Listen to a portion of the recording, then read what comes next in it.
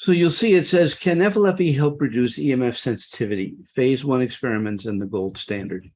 And some version of this will be giving in a webinar, so it'll become public knowledge to customers and beyond. And I'm really glad that we're doing this review of the work and doing it early so that we can all interact and help it along. I should briefly tell you how it is that I personally first learned about EMF sensitivity. And I want to thank a person that some of you may know. Her name is Dr. Iris Bell. And very briefly, I met Iris when she was an undergraduate at Harvard and I was a graduate student back in the late 1960s. And then when I received my PhD and was offered an assistant professor at Harvard, Iris decided to do an undergraduate honors thesis on biofeedback, and she decided to do it with me. And so I had the privilege to work with her. She then graduated and went on to Stanford, got an MD and a PhD, specializing in gerontology and psychiatry. PhD was in neuroscience, in sleep research. She ended up moving to the University of Arizona after I moved to the University of Arizona. And we have been collaborators essentially until she retired from the university a couple of years ago. She came down with multiple chemical sensitivity and a fairly severe case. And that's what you sometimes probably heard the phrase that research is me search. Well, inspired by this problem that she was now suffering with, she ended up seeking understanding and treatment, and that led her ultimately doing research in the area. By the way, I should tell you, she also got an MD in homeopathy. She became certified as a biofeedback clinician. She's been probably one of the best teachers I've had.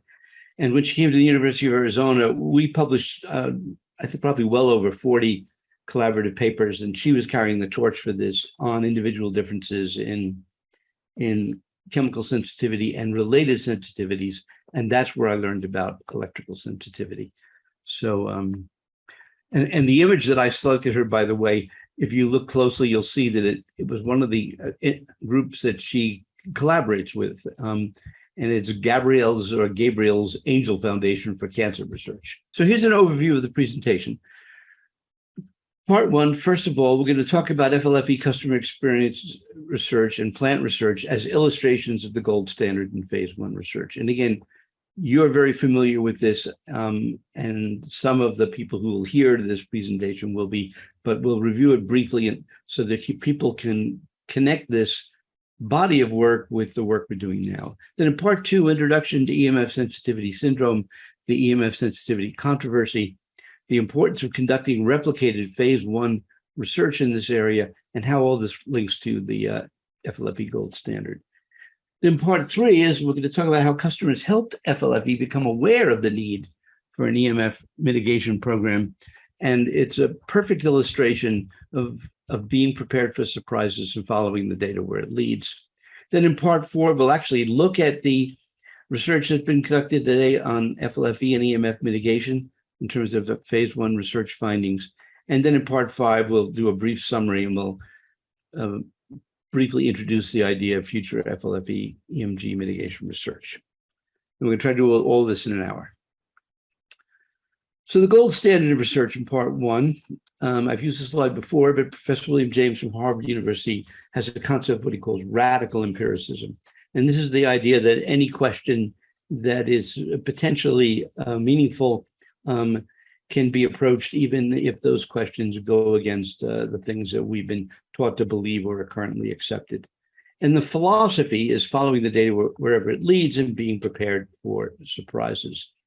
And as Lewis mentioned toward the end of the invocation, there's a concept of what's called loving openness, which I and some of my colleagues have written about.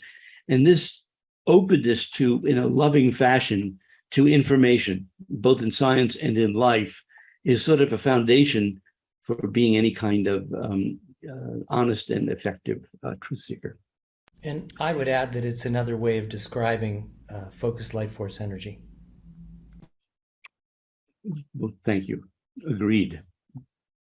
So let's now look at what the gold standard of research is as it has been adapted by FLFE, thanks to Jeff and the rest of us. It's now up on the website. As you know, it's based on originally a medical model used by NIH and FDA and others. So FLFE phase 1 studies are where researchers formally investigate a claim or informal observations. And we'll talk about phase 0 momentarily, which even precedes this, using preliminary experiments with relatively small numbers of data points or subjects, for example, n equals 10. The purpose is to examine whether the claim can be demonstrated as well as to explore the magnitude of the effects. And in plain English, what this means is phase 1 studies address the question, is it possible? By demonstrating that it happens, typically with statistical significance. So if you have something that is happening and that it's possible, it then justifies going on to phase 2. FLFE phase 2 studies, whereas the claim is investigated with a larger number of data points, such as an N of 80, to verify its veracity under more controlled conditions, including blinding, and to understand its mechanisms, properties, and to confirm the magnitude of the effects with more statistical significance. And again, we can say that phase 2 studies address the question, is it understandable, as opposed to merely is it possible, by demonstrating how and under what conditions it happens, with statistical significance and blinded conditions, if possible, for the research question. Then in phase 3 studies, the claim is investigated in experiments with a large number of data points. You may have thousands of people to confirm its veracity under controlled conditions, including blinding, and to understand its mechanism, properties, and confirm the magnitude of the effects with statistical significance, and collect information regarding a larger population of results. Often these are what are called multi-center studies, so you can see that they're replicated in different settings. These phase 3 and phase 4 studies address the question, is it believable? By demonstrating that it is real for a large population. At this point, you can be quite confident that there is a real effect. And finally, phase 4 studies are after a new feature is made available, for example, through the FLFE subscription service, researchers will track the expression of the feature in the FLFE community population, seeking more information about the feature's benefits and optimal use. So in other words, here we're looking at what do we see in the field when now it is just used, and we're verifying that the positive effects that have been documented are continuing to be observed. This is a very thorough and complete perspective. And Jeff added what we call phase 1-0 studies. The reader will recognize that many organizations or businesses, including FLFE, typically begin with an informal process, what we might call phase 0, where they determine through informal experiments, testimonials, focus groups, and pilot studies whether their claims appear to have the postulated effects for people using their services or products. In other words, it's the very preliminary start of seeing whether something is happening. Also, unlike biomedical treatments, most organizations or businesses, including FLFE, do not wait for formal completion of phases 1 through 3 before making their services or products available to the public, which is phase 4. But nonetheless, FLFE is trying to raise the bar, set a higher standard, and balance the needs of having a business that is growing with the notion of being able to get definitive information. So the first webinar, the first area of research, something called the low-hanging fruit, meaning the fruit literally, which is where it all begins, is customer experience surveys. And the question is, can we find that large numbers of people are actually, which goes beyond the classic phase 1, showing, reporting positive effects? And you'll recall that there are 2 summary graphs on the website that essentially provide this data. And there were 16 major experiences that people typically spontaneously and report over and over. And the question was, what would happen if people were formally surveyed on these symptoms and improvements? Would we replicate these findings, and what would the scope of them be? And here they're listed from the least frequent, but nonetheless reported, which is abundant wildlife effects, to the ones that were the consistently reported as the most positive benefits, including improvements in forgiveness and shift from negative to positive emotion. And very importantly, in this survey, we were able to address the question about to what extent could this be explained as primarily an expectancy or quote placebo effect. And so what we did was we literally asked people to what extent did the experiences that they have, were they less than they expected? Were they comparable to what they expected? Or what they experienced, were they greater than they expected? And much, I'll have to say to my surprise, approximately 2/3 of the people reported that the response to FLFE was greater than they expected. Moreover, the greater the surprise, if you would, the greater the magnitude of the symptom and positive benefits, that the symptom reduction and positive benefits that they received. So this was clearly encouraging, very meaningful, and will also be continued. Then the second area of research, which in part follows on the first, is that if these are not, quote, simple placebo effects, then if we do one of the areas of research which is easy to bring into the laboratory, which is plant vitality research, we should be able to conduct both phase 1 and very readily phase 2 experiments, including double-blinded procedures. And so we gave a webinar on that area of work. And this work was summarized again on the website. If you recall here, whether it was leaf counts in a spinach study, or wheatgrass in a blinded study, or the root length of grid crossings in blinded research, or literally in the first field investigation, i.e. seeing whether or not FLFE could be applied in an agricultural setting. In each case, positive findings were obtained. And since plants are so fundamental to life, of course, these are very encouraging findings.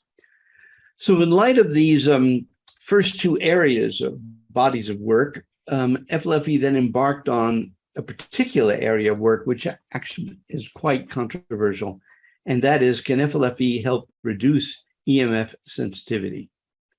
And we did phase 1 experiments, and again, we're going to talk about the gold standard because it helps us further understand why phase 1 experiments have to be followed up with phase 2 studies.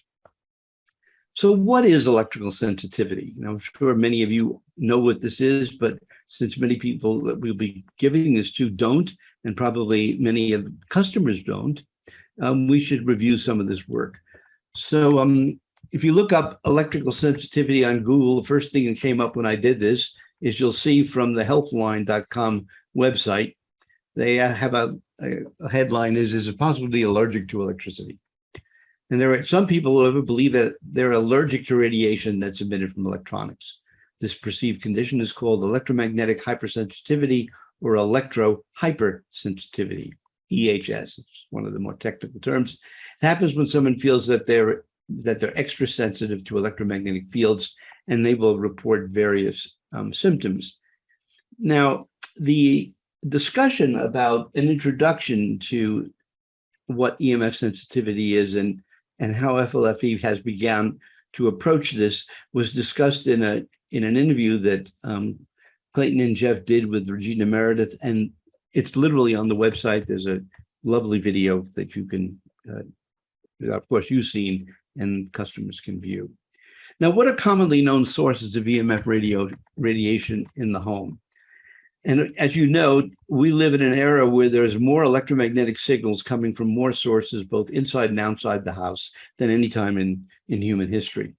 And they include cell phones, televisions and monitors, microwave ovens, computers, Wi-Fi devices, electrical wiring, dimmer switches, plumbing, that is metal plumbing, radiant electrical heating, that's a typo, we should correct that. And that's an amusing slip, by the way, radiant electrical healing. That's probably why nobody noticed it. I like that, actually. And EMFs from neighbors' devices that they may bring into the home. Now, that's both inside, that's in the house, but then there are all of these things outside the house. Often they are eyesores, as you know, and I gave two examples of not very aesthetically pleasing, in this case, high power lines or transmitter towers and receiving towers. But there are also attempts to make it a little bit more palatable from an aesthetic point of view, but obviously not from an electromagnetic point of view. So here are some examples of you know, I guess these are what's it called? Now I'm blocking the word. What's Internet like 5 called? What? Oh, 5G. 5G. Yeah. Yeah. 5G palm trees. Huh? Yeah, these are 5G palm trees. I'll make sure I remember the 5G. These are 5G palm trees. They're quite pretty and blended very nicely. And here we even have 5G cactus. Now, by the way, we have both palm trees and cactus in Tucson. So we're potentially being exposed to radiation from in all sorts of ways. Now, electrohypersensitivity is being now identified as a neurological pathological disorder, which, by the way, relates to the early research that I did with Iris Bell on what's called neurological or neurosensitization research. This particular paper was published in the International Journal of Molecular Sciences and published in 2020, March 2020. I'm going to read just a little bit of the abstract so you have a flavor for what they're reporting in this paper. Since 2009, we built up a database which presently includes more than 2,000 electrohypersensitivity EHS and or multiple chemical sensitivity self-reported cases. There's often an overlap, and we found that in FLFE studies too. This database shows that EHS is associated in 30% of the cases with MCS, and that MCS, multiple chemical sensitivity, perceives the occurrence of the EMF sensitivity. EH and MCS can be characterized clinically by a similar symptomatic picture, and biologically by low-grade inflammation and an autoimmune response involving autoantibodies against omyelin. More than 80% of patients with EH present with 1, 2, or 3 detectable oxidized stress biomarkers in their peripheral blood, meaning that overall these patients present with a true objective somatic disorder. Moreover, by using ultrasonic cerebral tomosphygmometry and cranial sacral Doppler ultrasonography, we have shown cases of a defect in the middle cerebral artery hemodynamics and so on and so forth. So you can see that people are making the case that there's something very real here. And also in this paper, in their introduction, they point out that the term electromagnetic hypersensitivity, or HS, was first proposed in 1991, which is about 31 years ago, by William Raya to identify a clinical population condition of patients reporting health effects while being exposed to electromagnetic fields. The term was then used in 1997 in a report provided by a European group of experts from the European Commission to clinically describe this unusual pathology, which may imply EMF exposure. This work was really been inspired more from Europe, from France and the Netherlands and so on, and America is having a more difficult time with accepting these potential effects here. So, for example, science says Wi-Fi allergies are fake, but people are still sick. And I'm going to read you a couple of paragraphs from this article that make this point clear. For the better part of a decade, two diametrically opposed sides, one that claims there is no scientific link between exposure to Wi-Fi signals and illness, and another that says people suffer daily because of it, have battled on websites, in newspapers, and in scientific journals. And it really is a battle. James Rubin of the Institute of Psychiatry at King's College London doesn't dispute that EHF subjects are ill. Quote, they have physical symptoms, the quality of life they have can be appalling sometimes. They're in desperate need of help, he says. But his surveys of the science, and I would put that in quote, led him to believe exposure to electromagnetic rays is not to blame. And we'll get to that in a moment. Others, including some professionals, disagree. Quote, 10 years ago, I thought this was hokum, said Dr. David Carpenter, director of the Institute for Health and the Environment at the University of Albany, New York. Quote, people have symptoms they want to blame on something, so they come to electromagnetic fields as the source. But that changed with the sheer number of people who came calling at his door, claiming his lives have been irreparably changed by electromagnetic fields. He's now switched sides. He has a sympathetic ear and is banging the drum for those affected. EHS is real, Carpenter says, and it's a problem. Quote, the question in my mind is, how does one, in a rigorous scientific fashion, go about getting information that would be convincing to a skeptical scientific community? They also go on to say, at a point in the article, there have been many attempts to do like basic science studies. So a battery of tests carried out by researchers in fields ranging from psychology to oncology have been conducted in the past 30 years to prove AHS is caused by direct exposure to electromagnetic radiation. Typically, the tests involve exposing subjects to electromagnetic signals for a short period, underscore short period, and measuring their reaction. Then doing the same with the placebo. The results are mixed. Notice they're not all negative. But mostly the tests find the subject can't distinguish between real and fake signals. Now, proponents of EHS take issue with these effects. Carpenter says such studies are, quote, done in a half-assed fashion, unquote. I guess that's a technical scientific term. Testing 15-minute exposures to electromagnetic fields, he argues, is a poor way to disprove what are, in his belief, the debilitating effects of prolonged daily exposure to Wi-Fi. So the question is, are the scientists who are doing the research, are they doing, quote, fair tests to document effects that people actually have? Now, there is a lesson that I have learned through years of doing research in ever more controversial areas, and that's the lesson of employing what we call optimal conditions methods for making optimal discoveries. So, for example, let's say that you want to study whether or not a particular set of seeds can germinate or not.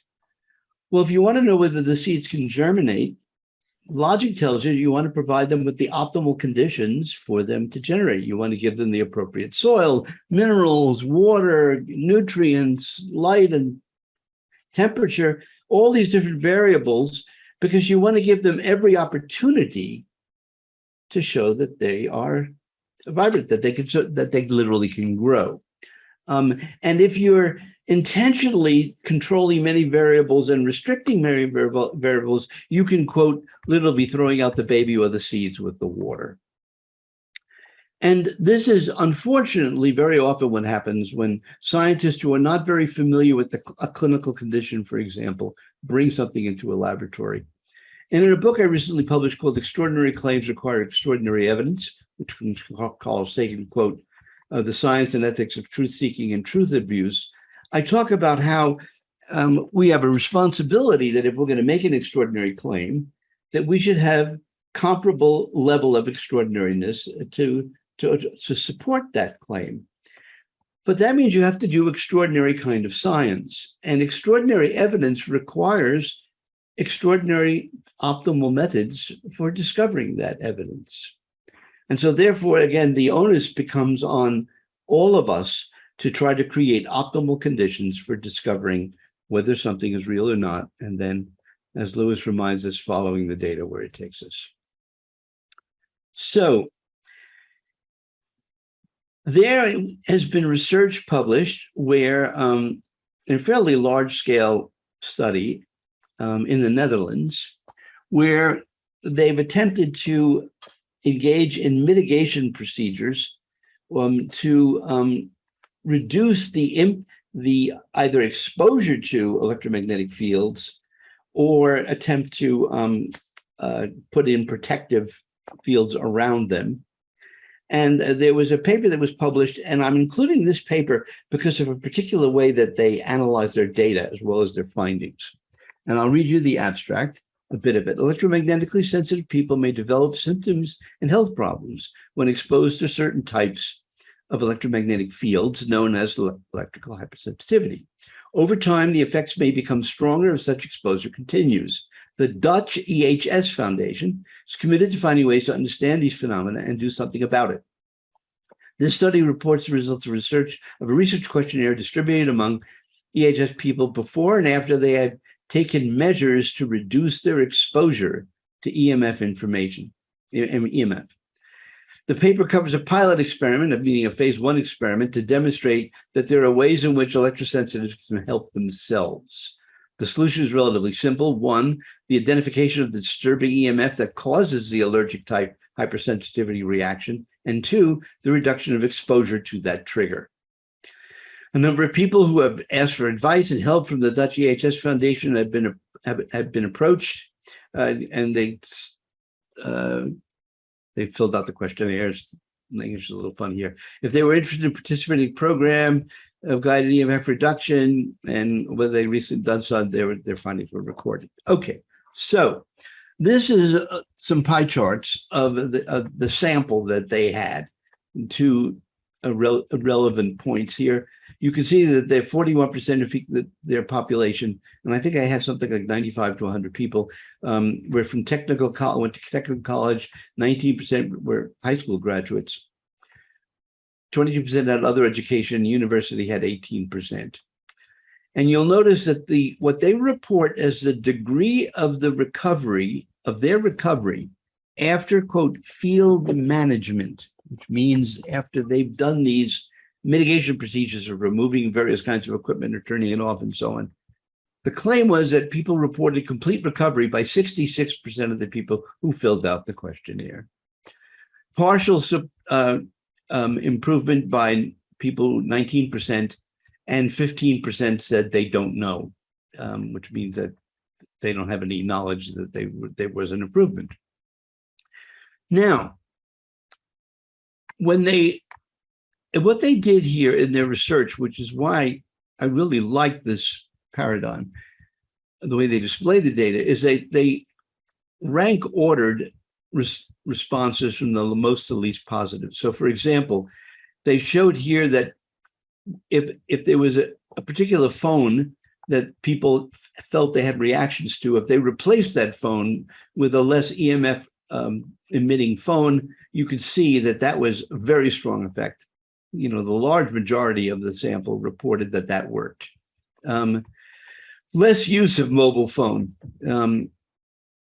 Again, I say large, I mean, we're talking about almost 40% here. Less use of mobile phone, that was also very high. Move to a clean area with 36 people. Wi-Fi unplugged, 32. Reduced PC time, again, 31. Then PC placed further away, 26. Reduced TV time.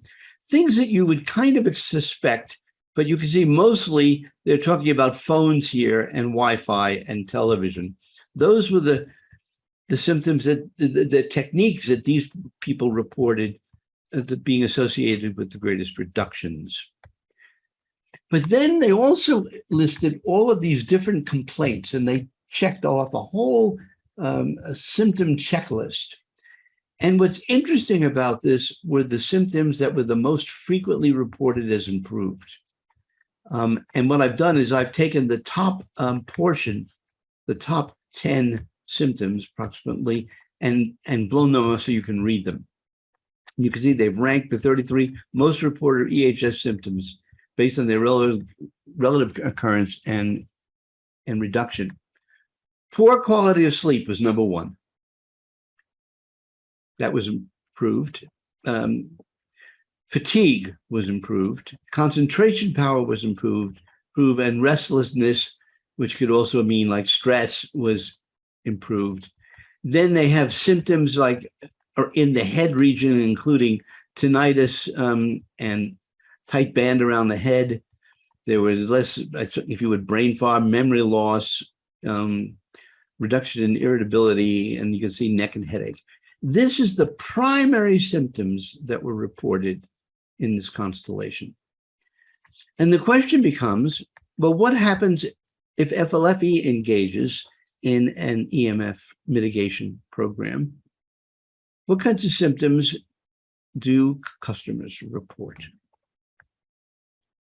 Now, before we address that question, we have to talk about what are the inherent limitations of drawing conclusions from this and other exemplary phase 1 studies on EMF sensitivity and EMF radiation.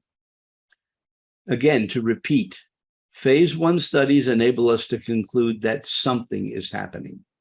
However, phase 1 studies do not enable us to conclude with certainty what is happening.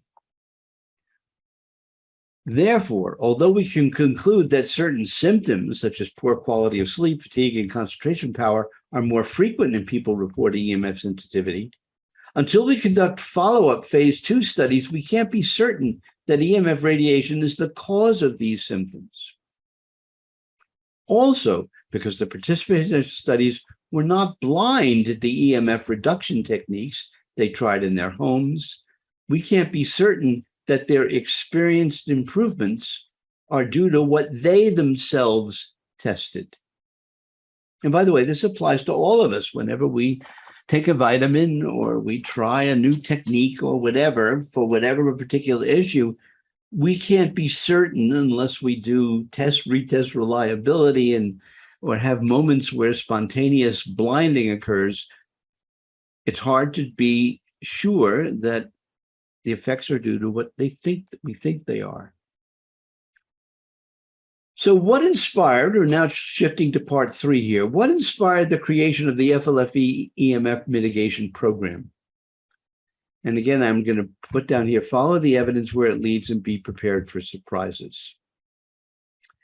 And this is the description that was prepared by Jeff for the research team to update me and others about how FLFE got into this area in the first place. It was a surprise.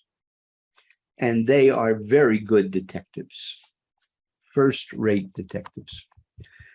Once a week, the FLF team uses their tools, kinesiology, to measure the level of consciousness, called LOC, of all the properties on the FLFE property service.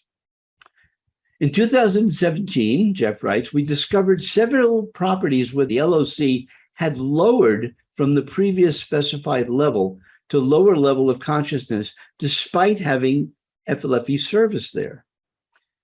At the same time, we heard from several FLFE customers who explained that they felt something had changed and they didn't feel as good on the FLFE service as they had previously. We spoke to all of these customers to explore what changes were happening in their environments. They were good detectives. They were trying to find out, well, gee, what could be causing these anomalous effects? We learned that for each one, there was a change that increased the electrical and/or magnetic fields near them. We heard about nearby new cell towers, newly installed smart meters for remotely reading gas and electric, and meters, and in some cases, this is wording, and in some cases, new home Wi-Fi routers that were stronger. Clayton and Jeffrey discovered that these influences were lowering the LOC of these environments. That was their hypothesis. FLFE's expertise is in consciousness fields and the measurement of them. So this was a new lens through which they looked at the EMF influences. FLFE has a promise, maintaining a high consciousness field to a certain level for FLFE subscribers. So these customers received the exploratory service until a solution was found. So they began to see whether they could raise the level by manipulating the programs. And this is described on the website, that process. Now, once a solution was found, Clayton and Jeffrey discussed with the FLFE community on webinars that a beta test to mitigate the consciousness lowering effects of EMFs on the FLFE environment was in progress. A number of self-identified EMF sensitives came forward spontaneously and asked to be on the beta test. They wanted to try the new exploratory service. A before and after survey was conducted with this group. The after survey was 14 days. So it was a brief 14-day survey experiences. And what Jeff wrote was the experiences experienced more energy, less fatigue, better sleep, a decreased feeling of stress, decreased anxiety, and increased cognitive functioning, less brain fog. That's what people reported. And of course, that's what Jeff and Clayton do. They follow the data. So these preliminary results were put on the website. They were indicated as being preliminary. They didn't have the language phase 1 yet. There were 56 people who filled out the questionnaire. And Maria, as she's wont to do, made those diagrams that were easy to read, like the ones we saw earlier. So you can see the physical health effects. You can tell this is more energy, better sleep, better digestion, decreased headaches, decreased heart palpitations. And also, I mean, these are the ones that she picked, the list. And the psychological effects were calmer mental clarity, improved mood, improved short-term memory, and decreased anxiety and depression.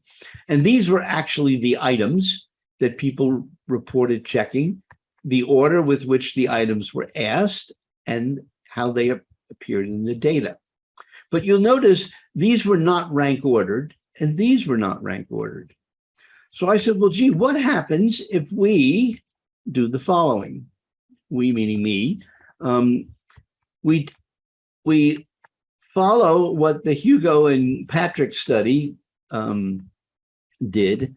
We combined the physical symptom items and the psychological symptom items from that FLFE EMF first phase 1 experiment.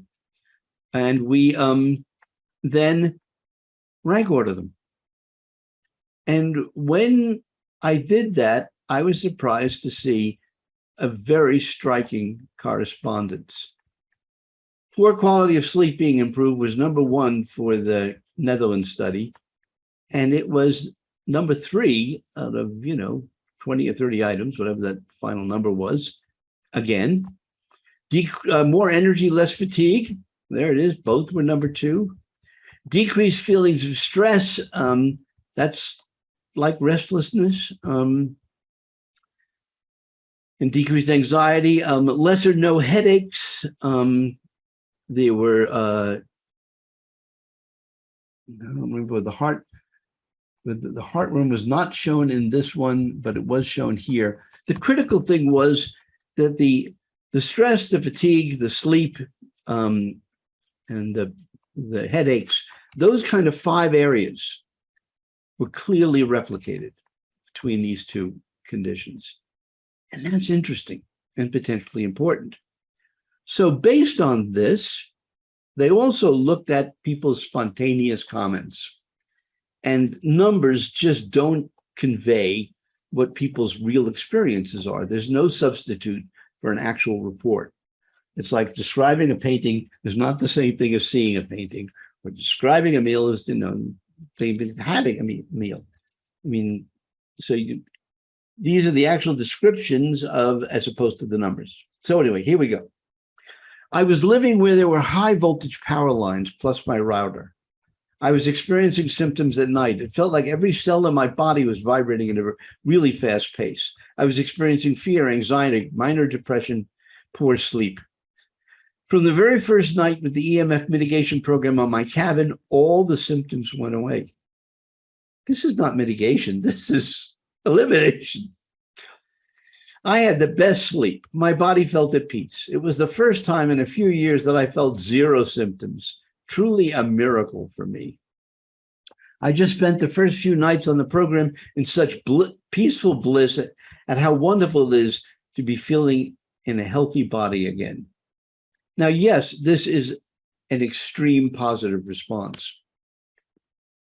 But that's what people were reporting. Not every person, quite the contrary. But enough people were that you have to look at this seriously. So here's another one. I've noticed less headaches, decreased digestive issues, a sense of calm and peace, and the best sleep ever. The biggest thing I've noticed is more restful sleep, and I've also had more energy to do things. I love this one. Here, hello everyone at FLFE. The biggest change we have seen is in sleep and rest. Pat and I are 76 and 81 respectively, and we usually have a nap each afternoon of 35 to 40 minutes. Since the mitigation program, it has gone to 1.5 to 2 hours, so they're having more complete naps. We also find we get through our daily chores with more energy and find it easier to relax afterward. Now we don't anticipate sleeping 2 hours each afternoon forever, but maybe we're in a catch-up phase, please. Life is good, but even better on FLFE. Thanks so much to all of you. Listen to this. The other night I was laying in bed and thought sometimes feels different. Something feels different better. I wonder if they started that EMF mitigation thing. Now, he was a person who didn't know whether the program started. In the morning, after a great night's sleep, I found the email saying it had started. It's a perfect kind of control condition. If I eat sugar, even a tiny drop in something, I still don't sleep, but otherwise I say my sleep is better, noticeably better. So you can do things that are going to, of course, interfere with the benefit effects. I also feel like even we've had some emotions flying around here once or twice, the whole family is still a bit calmer. This could be by imagination, but I truly don't think so.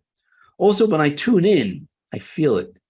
It feels like FLFE, but calmer, toned down or something. Clearly a sensitive person. Thank you for bringing this extra layer of protection to us. And finally, listen to this one. The best sleep in forever. On the first night, I was shocked at the difference the program made. I wasn't the only one in my home who experienced deep sleep. Other family members had no idea about the program, but all felt the improvement. Maybe it's a safe side benefit of better sleep, but my home is so peaceful now. Our environment feels like a loving, warm hug. Loving openness to a loving, warm hug. So we then decided to embark on a replication and extension experiment. And this research was conducted in collaboration with Dr. Tanya. I'll just call her Dr. Tanya Slavetki. Tanya is easy to say.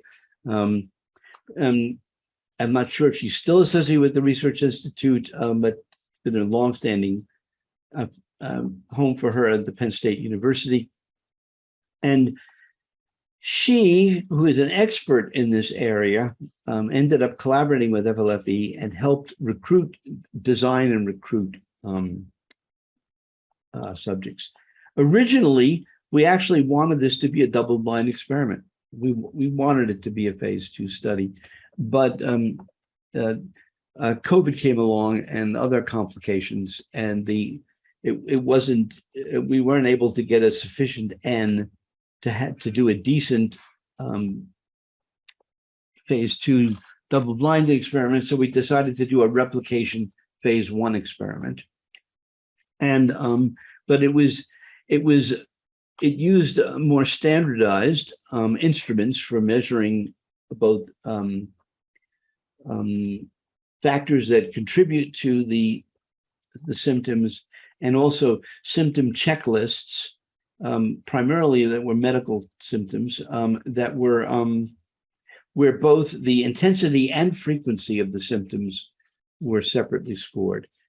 And people filled these questionnaires out before and then 45 days into the program, and then after 90 days. There were a total of 10 or 11, I can't remember the exact number of people who actually participated in the program. At the time we did these analyses, which were completed them a few weeks ago, we had an N of 8. Now 2 more have gone through the 45-day period, so we're hoping that the N will go up to 10. But as you're going to see, the results are not only statistically significant, but the profiles are virtually identical. Here is the original Netherlands study, once again shown, and here is the rank order of the improvements that these people reported in the intensity of the symptoms from beginning to the end of the 90 days. And although you can't see this clearly, what I'm going to do is increase to get the top, 10 or 11. Once again, look here now, insomnia is number 1, poor quality of sleep, replicating what the Netherlands showed. Again, fatigue was number 2. Fatigue was number 2 here. In this case, there were reports of high blood pressure that didn't hear before. But look, ear ringing. I was really struck by this because that's a pretty odd symptom. But look, the ear ringing and tinnitus was also reported here. The heart pain, head sensations, and headaches. We have the headaches in my and here, and so on. So you can see again that top profile of 5 or 6 symptoms was replicated in the this second experiment. If we compare the first experiment, with the second experiment, again, there's we've seen this before, less energy, again, less fatigue, and again, fatigue was better here, and better sleep was here, the decreased anxiety and so on. Where was the head pain? No headaches here, lower headaches here. Again, that constellation of symptoms is being observed even with a small n. Now, if you're going to apply statistics to these kinds of data, one of the simplest things to do is to get the average of all the symptoms. So you're not looking at the profiles now. You're including both symptoms that are less frequent and sometimes symptoms which are more frequent. And then you can just get objective means for all of these data. And you look at what their p-values were when people started the research, where they were after 30, 45 days, and finally after 90 days. And then you do standard statistics on this. In this case, it's what's called the repeated measures analysis of variance. And you can see that this decline from here to here, and then which was sustained, that effect is statistically significant, p less than 0.005. Also, if we split this into separately for the intensity items and the frequency items, you'll notice that people reported the intensity with higher numbers than the frequency in the pre-period. But over time, you'll notice that both the intensity and the frequency went down, and then they reached similar points. Now, what's not noted on this slide, but is very interesting, is that in the pre-data, we had data for people who were either diagnosed with or were self-diagnosed as being EMF sensitive. And there were 4 or 5 people who were interested in the study, but were not EMF sensitive. And the question was, what was their average symptom reports? Was there a difference between people who claimed to be EMF sensitive from those who don't? You would expect, of course, that EMF sensitive people would report higher symptoms. I mean, that's sort of like a no-brainer. What was interesting is, what did the people who were not reporting and claiming to be EMF sensitive, what were their levels? And it turned out their levels were around here. So if you use them as the comparison control group, and remember, this is only an N of 5, it's interesting that the amount of decrease in these symptoms was comparable to or similar to people who when they initially were interested in potentially joining the study, and as we know, 3 people chose not to, these people had lower symptoms. So that's, again, part of the reason why we want to be able to replicate this study one more time with a sufficiently large N with additional measures to be really secure about this before embarking on the more complex and expensive and time-consuming phase 2 studies. So here is now a summary of all of this. Here was the Netherlands study. Here was the first experiment. Here's the second experiment, because now we're in part 5. And again, we've got the sleep and the fatigue and the concentration, the primary profile there. So let's review the summary. Number 1, the findings from a preliminary FLFE phase 1 EMF mitigation experiment, where customers received an exploratory FLFE EMF mitigation service for 14 days, revealed a core pattern of health improvements. which replicated a previously published core pattern of health improvements reported in their phase 1 experiment, where the participants engaged in various EMF mitigation behaviors, such as reducing EMF devices in their homes. 2, this core pattern of improvements featured increases in sleep and concentration, along with reductions in fatigue and head symptoms. Those were the ones that were clearly replicated. 3, this core pattern of health improvements was replicated and extended in a second FLFE phase 1 EMF mitigation experiment involving new volunteer participants over 90 days, and these people were not FLFE customers. So, what are some implications for research? And I'm going to list 3 of them here. Number 1, before embarking on more costly and time-consuming phase 2 FLFE EMF mitigation experiments that will feature various controls and conditions such as double blinding, it will be valuable to perform a final large sample phase 1 FLFE EMF mitigation experiment. Now, of course, how are we going to reach these people? Well, one of the ways is we can go public with this and have a larger number of people seek and apply to volunteer to participate in the research. And because of Jeff and Clayton working with Regina Meredith, we're going to be giving having an interview with her. I guess it's early next week. I don't have the exact date in front of me, but it's been tentatively scheduled. And in that interview, we'll be announcing that this study, this third replication phase 1 experiment will be ongoing, so people can hopefully seek to participate and learn about FLFE. And secondly, we will be, as you know, FLFE will be having its first reveal on Coast to Coast Radio, which has a huge following. We'll be doing that in early October.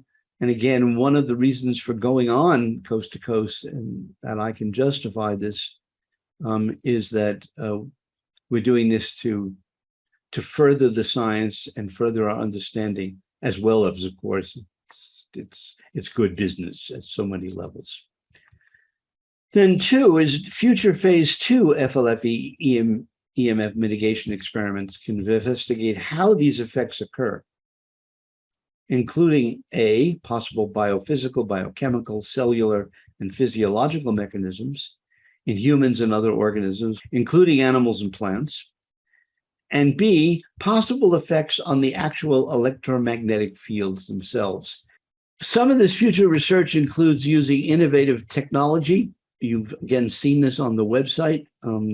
There's research using what's called the GDV, a gas discharge visualization system. Coincidentally, I happen to personally know the inventor of this technology and used one of his early devices in research. I tested it in my laboratory. Iris and I and a group of us did research on gas discharge visualization evaluation of ultramolecular doses of homeopathic medicines under blinded controlled conditions. And this was literally measuring GDV in water droplets under controlled conditions. There is an interview on the website that Regina Meredith did with Melissa Waterman that shares her research showing that before, when you were just measuring, this is now in the environment, where pre-FLFE, when you look at the variability of one of the parameters of the measurement of this device, which are the red dots here, you see a degree of quote noise. They call it a measure of entropy. And versus time when the service was turned on, and when the service was turned on, you could see there was an association. There was clearly a sustained decrease in the recording, as measured by the more tightening and stability of this background variability. This is really interesting, but it needs to be done. This was a phase 0 study, and we've got to do a phase 1 study, hopefully sooner rather than later.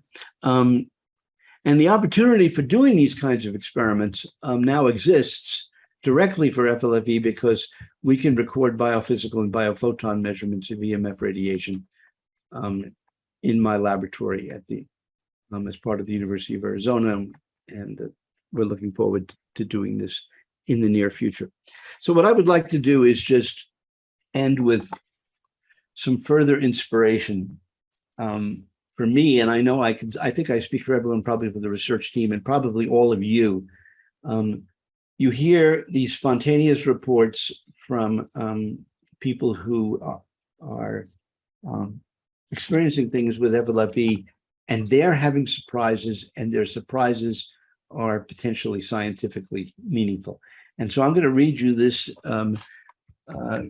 portion of this that was received by Paule as part of her working with one of the customers. Quote, 7 years ago, I started having migraines that started as dizziness and painful sensitivity to artificial light, except incandescent and halogen light bulbs. I observed that even walking into certain buildings with dark sunglasses produces a dizzy feeling.